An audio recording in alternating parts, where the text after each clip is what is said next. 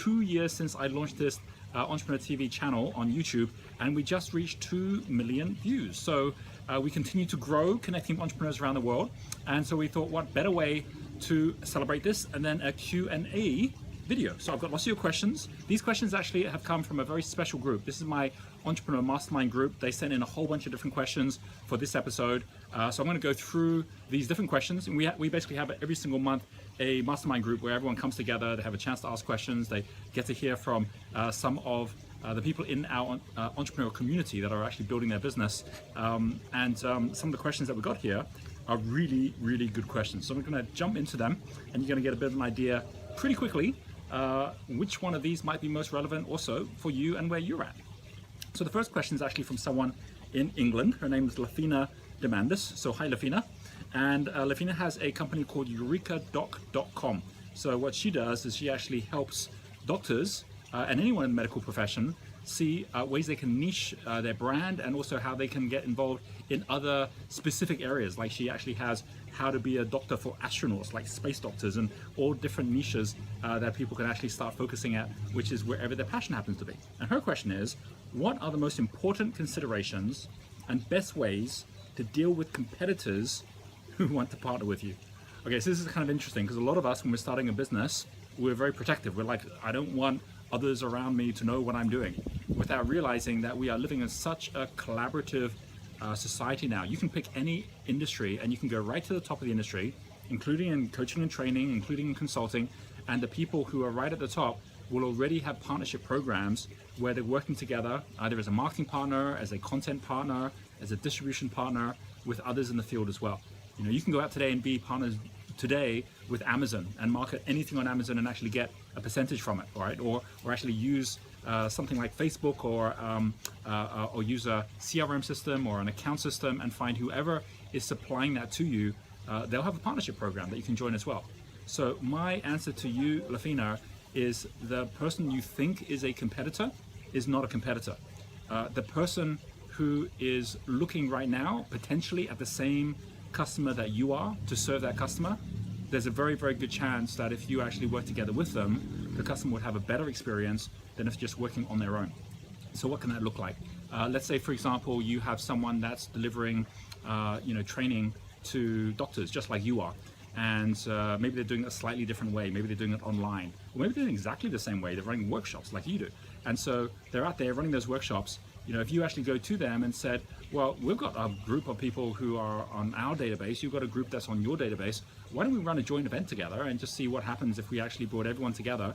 We both had a chance to share what we do and how we do it, and we both have a chance to support each other. Maybe we actually create a co-produced product that we actually deliver in such a way that people can then end up working with both of us. And you're going to find that just by going down that pathway, everything transforms. I talk about the Beatles strategy, and the Beatles strategy is that it took them 5 years to get from a point where they started playing publicly to the point where they actually had their first product themselves. And the Beatles strategy was step number 1, play covers. Actually, they went out playing Buddy Holly. They played Buddy Holly's music because people knew Buddy Holly better than they knew the Beatles. They didn't know who the Beatles were. And they were doing that in their local area, Liverpool, where Buddy Holly didn't happen to be because he's in America. So that first step was saying, well, who really has the best products? You might think that person's your competitor. They become your partner. Step number 2 is, after you actually get good at actually going to your customers who they don't have with their products, is then you then share the stage with them. That's where you become the opening act. And that's what the Beatles started to do, where they got invited on to where they could now play their own music. You can now deliver your own product. And so now you're delivering your own product, which then leads you to that third level. But you're not delivering product, people aren't coming to you where you're having to sell your brand and product, you're parachuting in on someone else's brand. It's a lot easier to climb the mountain if you parachute in on someone's brand than it is to climb your own mountain by building your own brand. And then the third aspect is they become the main stage. You know, everyone now knows the Beatles, everyone's heard about them, it's all word of mouth.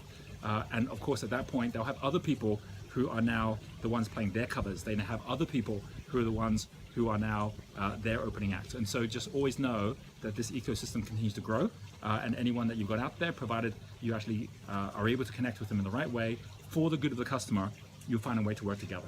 And if you don't, that's when you move on and partner with someone else. All right, let's come next to Monica.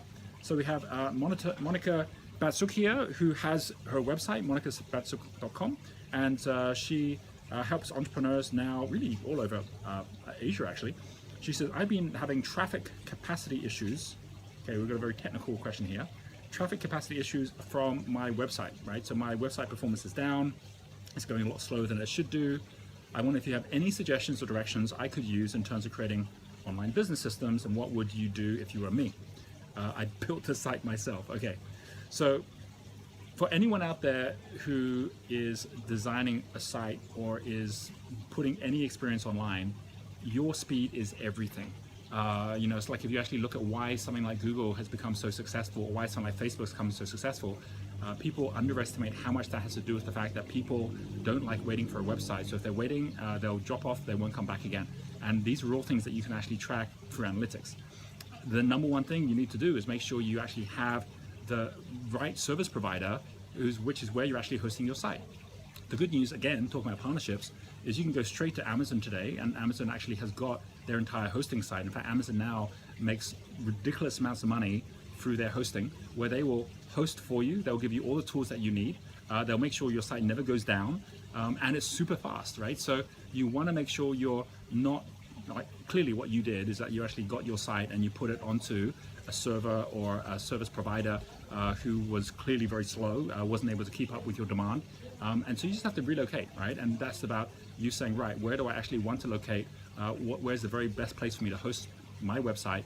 And just go out there, pick one. If it was me, I'd pick Amazon, right? Just use Amazon Web Services.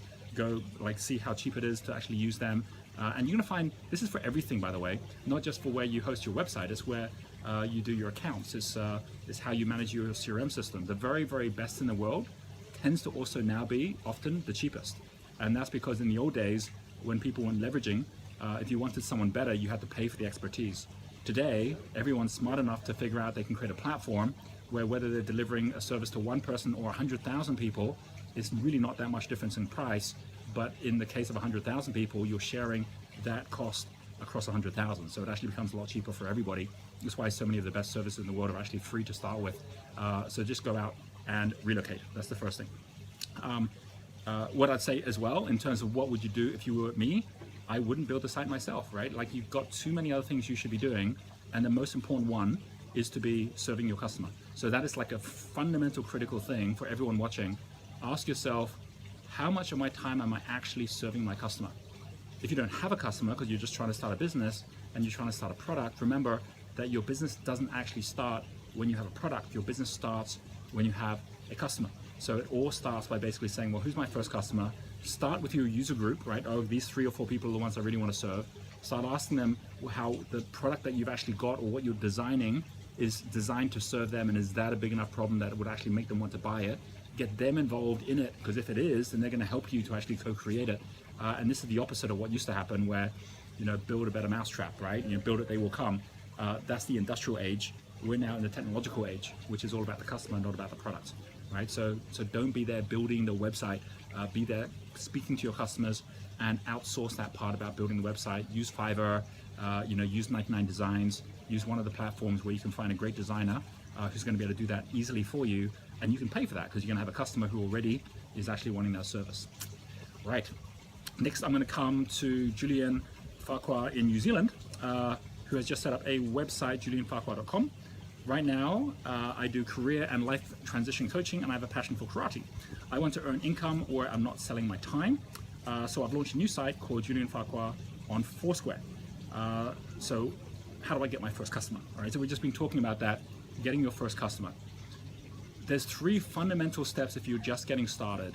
And in today's world, especially if you're going to go online, but frankly, it's not just online, it's anywhere, is understanding that we are now living in a world of flow where there's $5 trillion every single day, which is passing hands.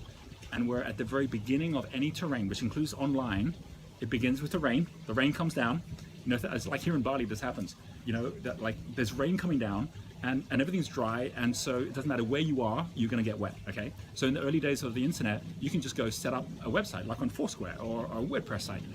And because people were just showing up everywhere, you'd find that people would find their way to your site, or you can send people emails to get you to your site. And that was fine, right? They get them to your site. And in those early days, you could even sell something on your site. And there was lots of courses around for the last 10 years. In fact, some people still sell these courses which was saying, sell things from your site, have a really nice, landing page, have a way that people can buy something from your site.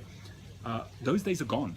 And the reason for that is because people in the past used to be willing to go to someone's site, read through all that information, put in their credit card details, all of that. People don't have that attention span anymore. So what happens in Bali when it rains is that it's not long before that rain starts flowing, it hits the ground, it actually goes into channels, and then what you find is that the streams are running, where through those streams running, if you step into a stream, you immediately get all that flow. You don't have to wait for the rain to come anymore. In fact, even after the rain ends, you still have that flow coming your way. So that's what's happening with the internet. You want to set up a web store, you want to sell a product, that's for anyone out there, then go to Amazon, and if you set up a product there, you've got a river. It's called Amazon. It's a river which actually flows, where people will find you there and they'll buy from you much faster than having your own website on your own page where you're trying to sell. Doesn't mean you don't have your website, but don't expect that's where you're going to make the sales happen until you have a community or you have repeat customers that would rather come to your site because of what you're sharing. But to begin with, if I see something which is a product I'm looking for and I'm on Amazon, I know with one click, because I've already given Amazon my credit card details, straight away I can actually buy that product. I can buy that book. So if I want to buy a book, that's where I'll go. If I want to buy a specific product, that's where I'll go. They've got my details for my delivery. I can just press a click and it's done. And that's why so many more people will actually sell products if they're on a store like that. Now, in the case of someone like Julian's not looking to sell a product necessarily. It could be an online product of some sort. It could be a coaching training product. It could be someone that's in the career market who's actually between jobs. So this could be more like a training. So that isn't where you go to Amazon. It's where you would go to somewhere like Udemy. So Udemy, which is spelled U-D-E-M-Y, is the world's #1 marketplace today for any kind of course. And so instead of actually having a page where you're expecting people to come to Foursquare, and then you're saying, well, where are the people? And then trying to get them to draw off Facebook or draw off, LinkedIn or somewhere to actually come to your site. By being on a place like Udemy, where there's already many, many, many different courses, you can see, well, what's selling well. So for example, I can go onto Udemy right now, and I can look on there, career transition, and I can see all these different sites that are coming up, and actual courses that are coming up. And I can go try them out. I can see which one do I like best. Some are free, some are $17, some are paid for. But then you see why some are actually better than others, why some people are actually booking into these more than others. I can go do the same for karate. So here I am, I've got one called Karate for Kids. And on this one here, it's $17, and the trainer's got over 1,000 people on an online course where he doesn't have to be there. So he's got like $20,000 he's making just off this course with people coming through. Now, this doesn't mean you don't have to do your own marketing. You can't just rely on Udemy, but Udemy has already got millions of people on it. And those millions of people are all on there because they're trying to learn. And just like on Amazon, they've already got their account details, they've got their learning history on there. So they want to find their next course. And if they're on the career transition side, that's where they're going to go. So step number 1, location. Whether it's offline, whether it's online, location is everything today, and everything's flowing in a way that you want to get in the river to get wet. You don't want to be trying to dig, not instead of digging off a river, you're digging in a desert, because if you're in a desert where there's no one there yet, there's no one who's saying they want to buy, you don't have a queue of customers waiting to buy from you, digging in a desert is not digging a river, that's digging a hole. And so the most important thing is to get into a location where there's a river. Amazon's river, Udemy's river, Etsy's a river, Facebook's a river. These are all rivers where there are already lots of people with lots of attention looking for a particular thing. And so if it's suited to them, they'll come your way. Second thing is location itself isn't enough, because you see there's lots of courses on there that no one's really buying. So the second thing is unique value. What is it unique about yourself? And that's where your brand comes in. So here, Julian, he's in New Zealand. He loves karate. He's all focusing and has lots of experience in career and life transition. You could create a brand called Career Dojo. You could create a brand which is all about how to make the right moves to get the life and career you deserve, right? How, like something which links in what you already know, which is, it's not what happens to you, it's how you react to it that makes a difference. How you take control of yourself, how you get balance, how there's specific things you do which are not about how much effort you put in, but about making the right move at the right time. You can take all those same things you learn in karate, you can build it into it, and people go, that sounds like a lot more fun than just kind of listening to someone lecture me on how I go and put a resume together, right? So this is about you taking all the things that you do and going through the course. The other thing about anything like this, whether you're saying, I need to launch a new product, so I'll go to Indiegogo or Kickstarter. I've already got products, I'll go to Amazon. I've got a course, I'll go to Udemy. The other thing is that you're in a community of other people who already are doing it. So what that means is, with something like Udemy, you can find as soon as you join up and you actually register, which is free to register, and then you earn off everything that you sell, you straight away get invited into their community. They've got a big Facebook community. People are sharing what's working for them, what's not working for them, how much money they're making, what marketing they're doing. So you're actually in a community of other people doing exactly the same thing. The most dangerous thing to do when you go to sea is go on your own, right? The safest thing to do is go in a fleet. So go find your fleet and then follow along with them, and then you're learning every day. And most importantly, you're not doing it in a way that actually makes you feel like you're unsupported and you're alone. You're actually doing it with others where you're learning from them every day as well. Okay, so that's for Julian. Wow, okay, so far we've been traveling around the world. Let's come now to Thailand, all right? So this is Tanamed. Tanamed has a company called The Living Art. The website's thelivingart.co.th. Dear Roger, I just finished the exhibition for my light switch at the architecture fair. So he's got a light switch company, or a lighting company, in order to create awareness for my product and gain the contacts for projects and real estate companies, right? So my product, brand story. You always need to have a story for your product and for your company, right? So he knows this, so he's doing that. My product brand story has been built on our designer. So there's a designer who's British, and it's an industrial designer. So having a personal brand helps. Sometimes you can leverage on other people's personal brands too.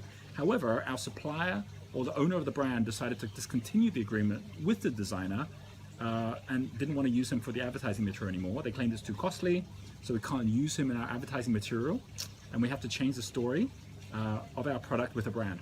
A story that I built for years in the Thailand market. The advertising material, display on our selling channel, all has to change. It costs me up to $40,000 if I have to make these changes now. So how do I solve this problem? Should I replace all the material to follow my supplier?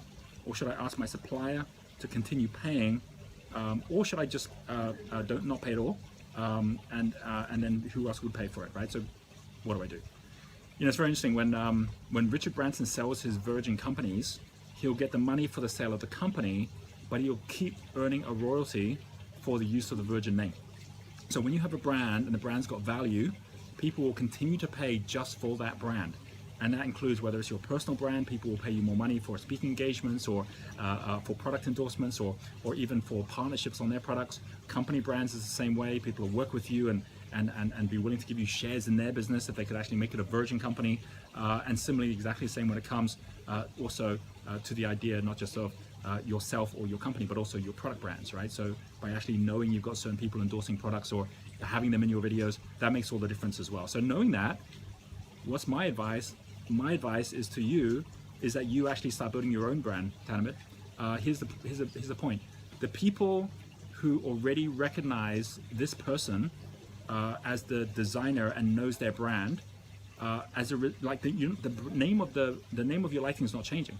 So it's like a Virgin company where Richard Branson was in there and now he's no longer in there. That doesn't change the fact that he was the origin of it. So don't use them in the marketing. You don't need to, because the people that don't know of that, you could give them a different story, and once they understand that story, they'll still grow, right? So don't worry about having to go and try and get that person back because that's the best story you have. Create a better story. What if you created a story for yourself? What if you said, I'm going to be known as the person who is awarding every year to the top 10 most innovative lighting fixtures or lighting or lighted interiors in Thailand. I'm going to be known for that, right? And you go out looking for those. You get a team of people to go out looking for those. You find them, even if they're not using your lighting. And you actually go to those people and say, I'm going to be awarding this. You get yourself a whole session together. You get together with the Architecture Society or the people that you have contacts with, and you say, I'd love you to support this because we want to get out there and actually share just how innovative Thailand can be. Guaranteed, when you start awarding those top companies, they would love to be recognized for that. People then know you're the one that's out looking for them. You'll have people start contacting you saying, hey, can you come see us as well? You have people come to you say, hey, you're the lighting guy. Tell us what's the best thing that we should be buying from you. You build your own personal brand, and if you do that, then you're going to find very quickly that that's going to take over, and you control that. You don't have to buy that. If actually people in the future will be wanting that, and they'll come and actually want to be buying from you because of your personal brand. So treat this as an opportunity, and same for everyone else on this call, on this video. Do know that the most important thing is your personal brand lasts for life, as opposed to a product brand which is far shorter. Many products only last for a couple of years nowadays. and your company brand even isn't going to last your entire life necessarily, or not necessarily with you being part of it the whole time either. All right, so coming over to Jacqueline Pigden, who's in Australia. We've got totally different people in different countries here. So Jacqueline has a company called lovemondaysnow.com. So you can go have a look at that. I'll do this. I'll actually put everyone who's actually as part of contributor here, I'll put on my YouTube channel in the comments, so you can go click on anybody, go have a look at what they're up to and connect with them as well, because everyone who's asking questions here are just like you, running a business, out there building a community, out there sharing knowledge with each other as well. Hi Roger, do you have any ideas for some headline questions that would capture the attention of financial planners? Okay, so Jacqueline's focusing at financial planners here. I thought perhaps something around what you said. So I had a conversation with Jacqueline some time ago. Same direction as travel agents. So what I said about travel agents is travel agents do not exist in the same form as before, which was a transactional form. So the middlemen of the past, the middlemen of the industrial age, where everything was a production line, have all disappeared. You don't use travel agents anymore because you can go straight onto a website or straight to the hotel, straight onto a platform like Expedia or TripAdvisor, and you can directly find what you're looking for, book it. You don't need a travel agent. So travel agents don't exist in the same way, which is why there's big companies like Thomas Cook that have actually gone bust.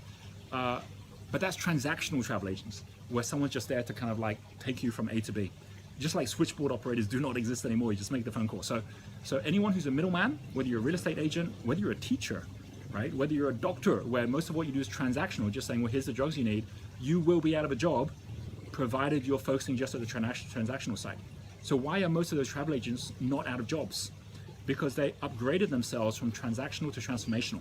They said, well, no one's actually paying me to just book the flight anymore, but when they get to the other side, what do they want to do? I'm going to become expedition provider. I'm going to be a tour operator. I'm going to be an adventure travel company, right? So each one of them has said, you know, people now, because they're not spending as much time or money on the transaction, are spending more time on then focusing on the experience they want. So they've gone into the experience, and many more people are now paying for the experience than they are paying for the content or for the transaction. So if you really get that and you go, wow, I'll always be in a job provided I'm always focusing at what it is that I'm actually delivering, which is fundamentally memories, right? It's like people now are willing to pay more money for memories than for anything. So how does financial planning come into that? Well, with financial planners are also going from those people who are just saying, I'm just going to kind of like tell you what's the best fund to book into or where to put your money, where people can find that out for themselves, to actually then saying, look, I've actually got a community, or I've actually got a group that's linked to the same things that you are. So if you're an entrepreneur and you're looking to find out what to do best with your money, then I can work with you, because I work with other entrepreneurs and I actually can show you how that would work. If you're a family, I'm an expert at families. I work with families and it's all through referral, and I actually know out of all the information out there, the best way to make sense for where you're going by asking you the questions better than anyone about what kind of a life you want to design for your family. So you're niching in an area which is a community that has a common desire for a common experience.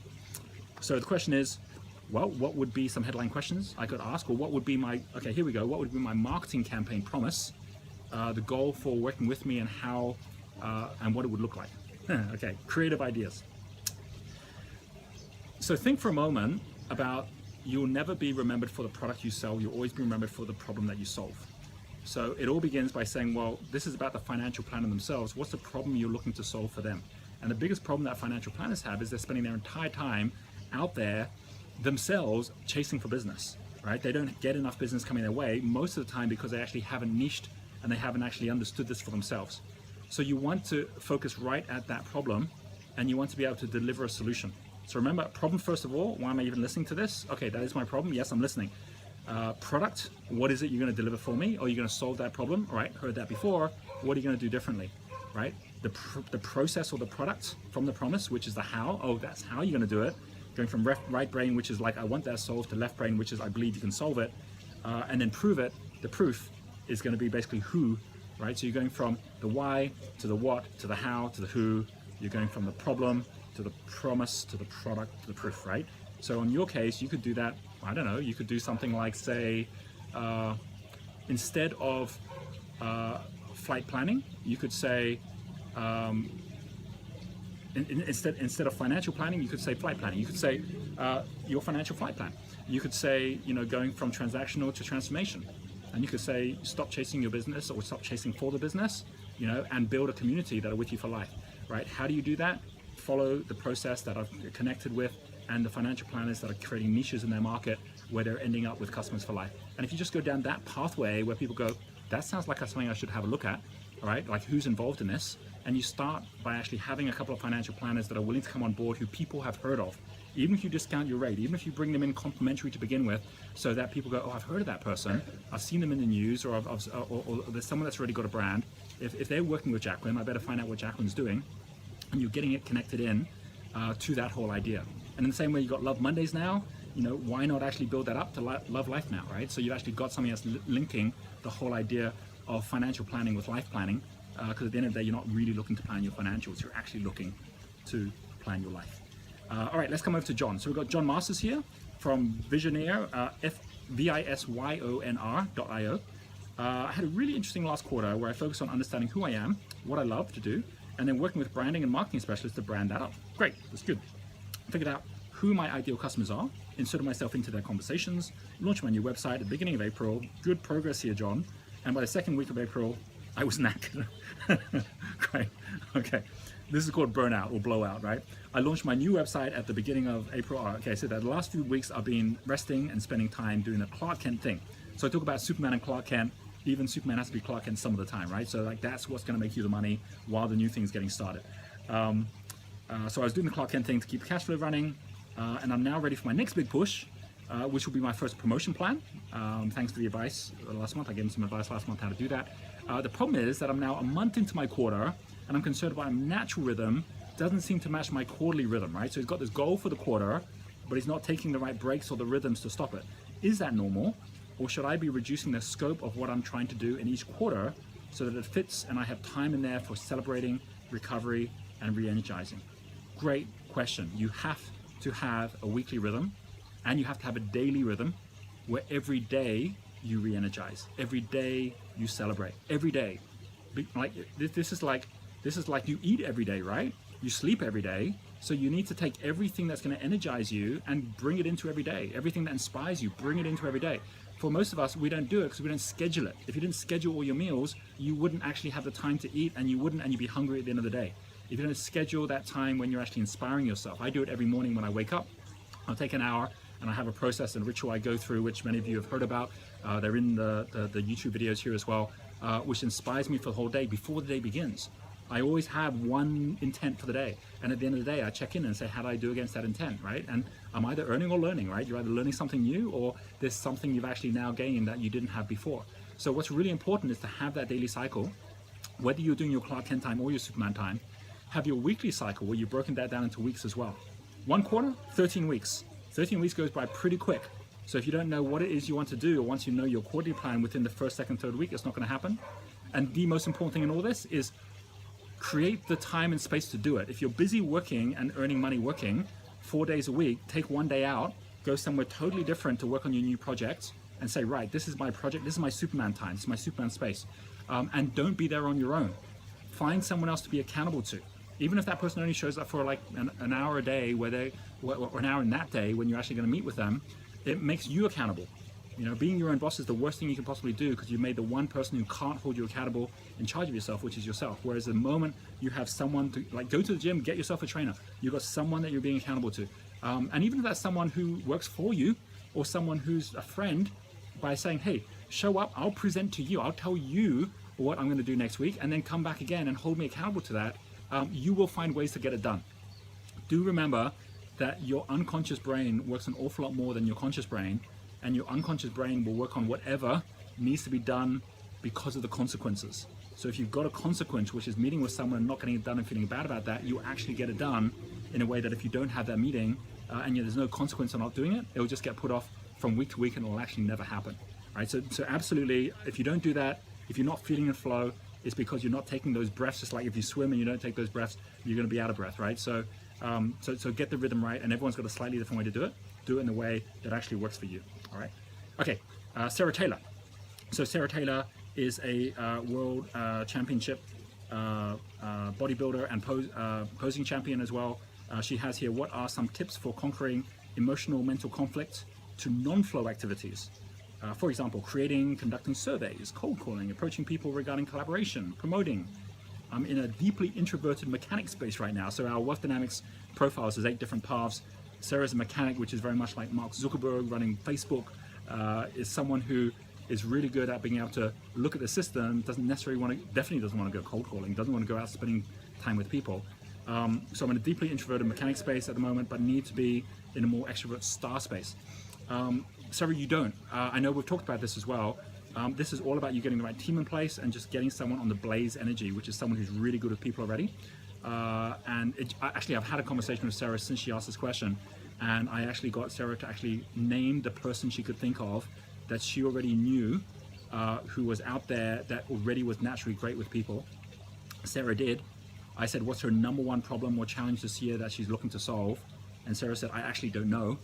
It's like, well, if you were to ask her out for coffee, do you know her well enough? She know you well enough, you want to go have coffee? It's like, well, actually she does. It's like, well, then take her out for a coffee or take her out for a drink. Go somewhere and basically say to her, listen, you know, I'm looking to build my team right now, but I'm guessing there's things you're looking for as well. And it's not a coincidence I'm asking you out. I actually really love what you do, and give people acknowledgement as to why you're actually wanting to work with them or seeing if there's a possibility.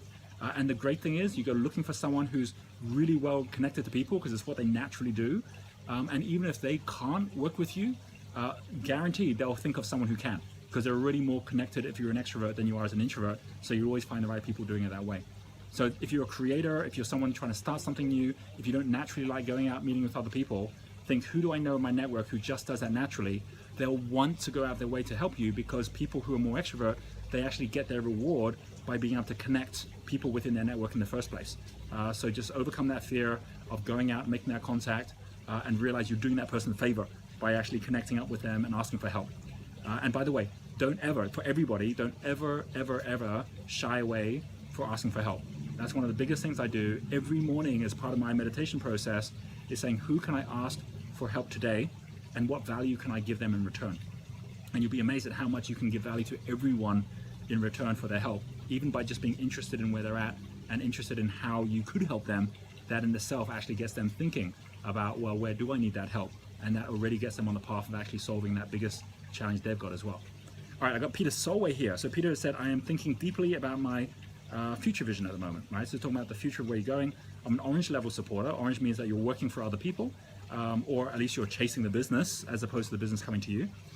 And I've co-founded with a creator an investor-funded social group messenger startup. So it's a tech startup. We've been pivoting, relaunching multiple times, trying to get off the ground for 2 to 3 years. Well, congratulations on persevering so far. I'm really exhausted at the lack of success and lack of gaining any real traction. However, my business partner doesn't seem as fazed about how long it takes for us to get product market fit, so long as we're creating a better product, and has the attitude of never giving up. He seems to be encompassing the type of long-term passion for this that many great entrepreneurs talk about needing in order to create great success. And because I clearly feel different to him about what things are at or where things are at, I'm questioning if I'm really passionate about the product we're building. I'm saying that being a supporter, I ask the question, is my passion that pushes me through the tough times going to come from the people I surround myself with, rather than the product or business or industry that I'm in? Is this more likely to be an indication that I'm protecting the wrong business, or that I potentially have wrong teams around me? You know, we always have those question marks. So thank you for the question. And these are these are really great questions coming up here. There's only one thing worse than continuing to persevere down the line you should not persevere down, which is to give up just before success. But both of them are pretty bad, right? And so you say, well, how do I know if I'm going down the right path or not?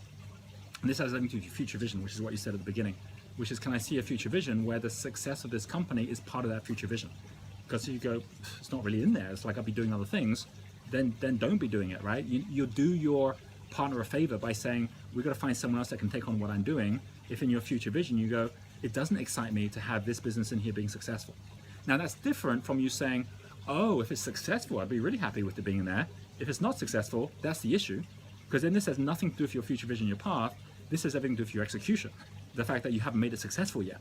And this is one of the biggest challenges, is some people confuse wanting the business they're in to be successful and wanting to be a part of that, and either the current success they're having or the job they're in. Like, they hate the job they're in, they've designed a job that's not the right job for them, and so they say, I don't want to have this business anymore, when in fact if they're in the right job in the business, in their flow, they'd love the business. Just like in your case, if your business was actually being successful today, would you actually want to stay? If the answer is no, I wouldn't want to stay because I don't actually enjoy the product or the people, then you need to move. If on the other hand you go, well, no, it is actually about the success. If it was successful, I'd still be here. Then you need to focus at that success. And that success does not come by continuing to pivot your products, because pivoting once is one thing. Pivoting once is when you listen to your customer and the customer says, this isn't actually what we want, but the product opened up the door to get to the customer. So you go, well, what does the customer want? Oh, they want this. All right, let's create a product for that. When you do that pivot, you should now get traction. If you do that pivot and the customer still doesn't want it, which means you've got to pivot again, that means you have no traction.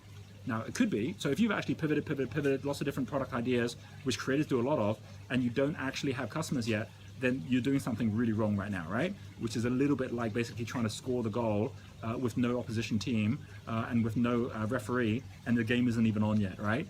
So really be really aware of that. That first proven concept stage, like a gardener, the gardener doesn't take a seed and go, look, I've got a tree. He doesn't do that. He takes a bunch of seeds, he throws them down, and what starts growing, he says that's the beginning of a tree. The rest of it he ignores. So a creator can have 100 different products, but it's not about how many products or how many ideas they have. It's about which is the one that's got traction, which is the one that our customers actually putting flow into in terms of time and money, so you can then grow that one thing. Now, if on the other hand, you say, no, we have been doing that, we do get customers, they do want something more, but it's just not enough customers, we pivot and then we actually get more customers and we want more. If that's where you're at, well, then it's a matter of saying, well, how many more pivots do we actually need to get there? And is it even about the pivot, or is it about me and my marketing ability? And that all comes down to your metrics, right? It's all down to every time you actually spend $1, how many dollars do you actually make based on the customer, and what's that predictability around that? And that's where you need to focus right now. I'm not trying to expand the business, but enhance it where the customer experience is so strong and your engagement is so strong that that one customer leads to 2, leads to 3, leads to 4, right? But you make those decisions based on pretty much what I shared there in terms of the criteria. And all your decisions for everyone will come from the criteria that you set. The clearer your criteria, the faster your decisions.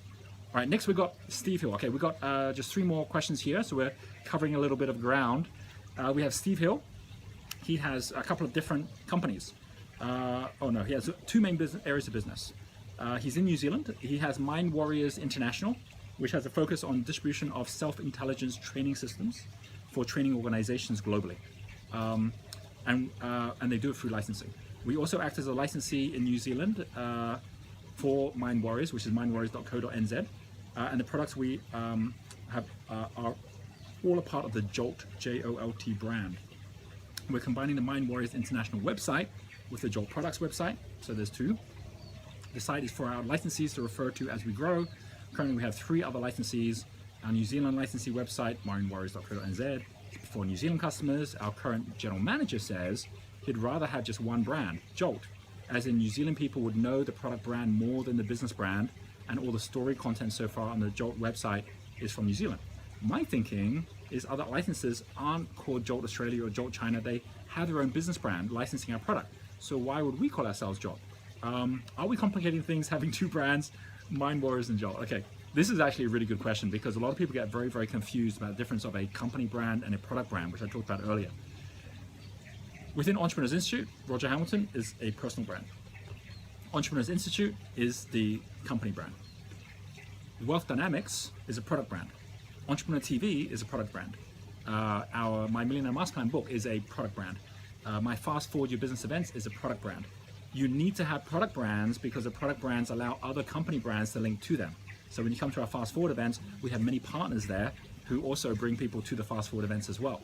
Wealth Dynamics is used by many, many companies around the world who want to have their own company brand, but talk about using Wealth Dynamics just in the same way that, whether you have got a computer which is branded by IBM or one branded by Dell, you'll find Intel as a product within it, or Microsoft software within it. So being really aware that your Jolt brand is a product brand, right? It's a training system. So by having that as a product brand, you can have people who are certified in the Jolt training system. But that doesn't change the fact that in the future, who knows, your Mind Warriors company brand may choose to actually have more than one product. You might say, Jolt's working great, but our customers are now looking for a second product. And you go out and partner with someone who's got a second product, and you bring that into the same company brand. So I would actually go with what you're saying, Steve, which is rather than trying to rebrand your entire company to the product, keep your own company brand, but be really, really clear what the product is that you're actually marketing. And even ask yourself, in the future, do we think we'll still just be a one product company, or do we actually think in the future we'll actually have multiple products? And maybe even Jolt is a product range. So you have Jolt leadership, you have Jolt teams, you have Jolt startups, you have Jolt that's actually linking to different customer niches that actually allows you then also to have different certified trainers in every one of those areas as well, right? But absolutely critical. Why do you need product brands? They allow you to do partnerships with other company brands far more easily. Why do you need a company brand? Because they lead to partnerships with other product brands far more easily. James Looker. JamesLooker.com is his website. I'm struggling to find a way to leverage my creator genius to get out of infrared, which means that you're losing money every month. I want to share my ideas, visions, big picture discernment to other businesses in flow, but I'm having trouble finding these people. So this is the whole thing about we most want to teach what we most need to learn. You want to show other people how to get in the flow, but you're not in flow yourself yet. Hence, this is why I'm asking the question. I have time, energy, big picture insights, and looking for outlets in exchange to get out of my current level. How do I find people that can benefit from my magic? Perfect question. So one thing you'll notice for both James and earlier we also had Julian who asked the same question, which is, all right, how do I get my first customer? How do I get going? In both cases, they're focused at their personal brand, which is a good place to start, right? So both of them have a brand which is the brand of your personal name. To then be thinking, well, what is the product brand that I'm actually out there connecting my customers to? And like I said, that product brand, you can create it yourself to start with if you have customers. If you don't have customers, you're better off going and finding the best products in the marketplace and say, hey, I'll partner with them, I'll learn from them. And the best platforms in the marketplace, connect with them and learn from them. So you heard what I said earlier to Julian, whether it's going on to Udemy because you've got training, whether it's going on to Amazon because you've got products.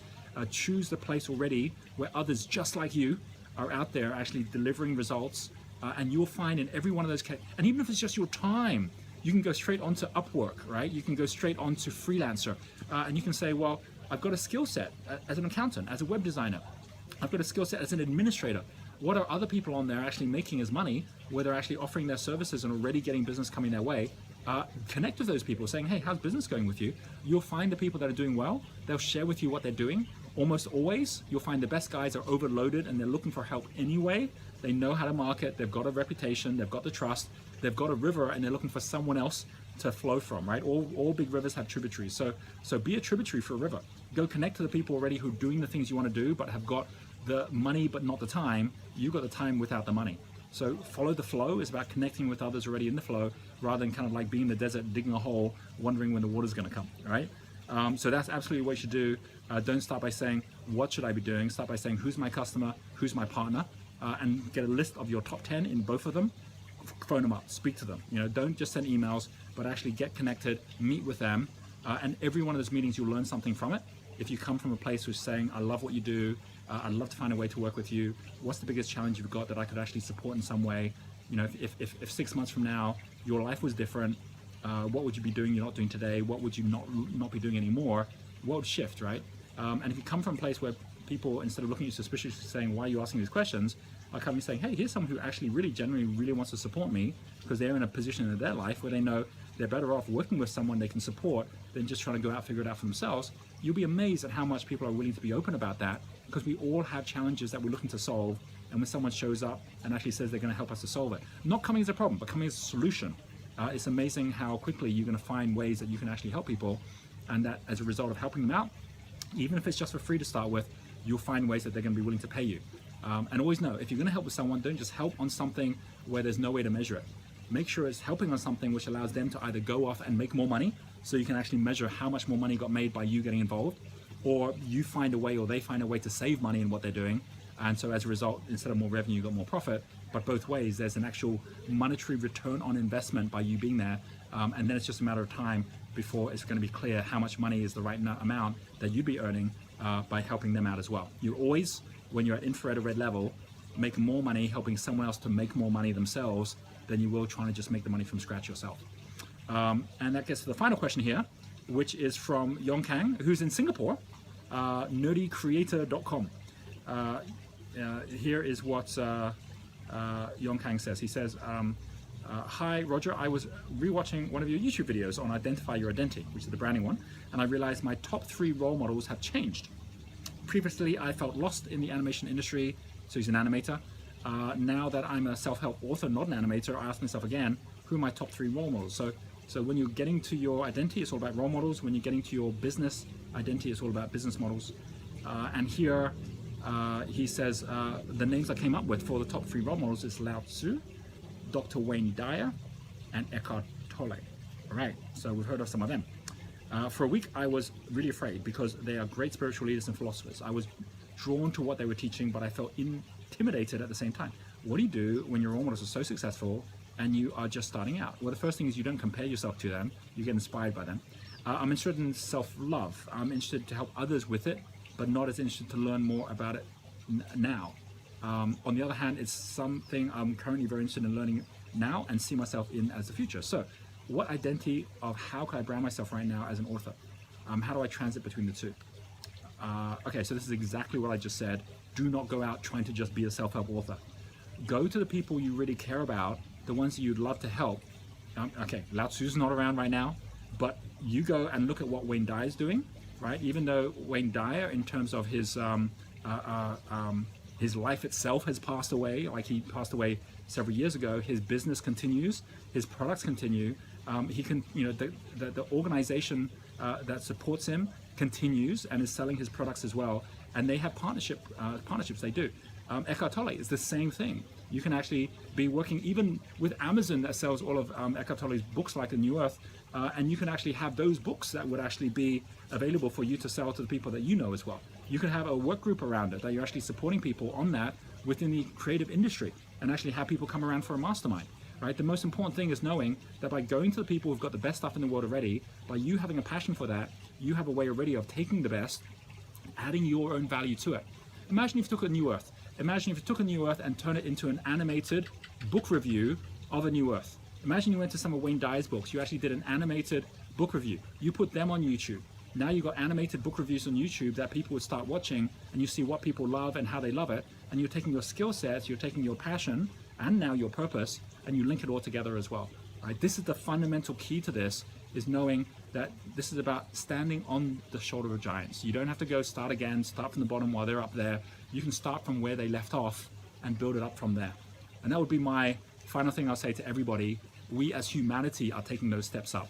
In the coming months, you're going to see something brand new coming out, which is going to be the purpose test that we're going to be launching, which is going to allow you to find out which of the 17 United Nations Sustainable Development Goals is your #1 purpose, and how you can then link with others on Genius U, so that whether you've got a business or whether you're just an apprentice entrepreneur, you can connect with others and actually grow your business. And we've also got our Fast Forward webinar that's coming up, where I'm going to talk about the top 3 trends, so connect in with those as well. For everyone who's part of Entrepreneur Mastermind, hope you've enjoyed me answering your questions. Do post into our private group any learnings you've had from this, and obviously for everyone who's listening in on this, post down below whatever questions you've got, so that in the future we will have another Q&A, and I'll come back and actually pick them up from there as well. Any comments you've got, just go ahead, post them down there as well. Would love to hear from you. Until the next Entrepreneur TV episode, have a fantastic couple of weeks ahead, and we'll catch up with you later.